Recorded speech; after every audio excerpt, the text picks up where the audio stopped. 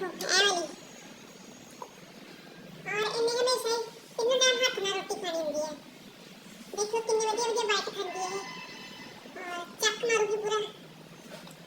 कितना कितना डॉगी ये खाना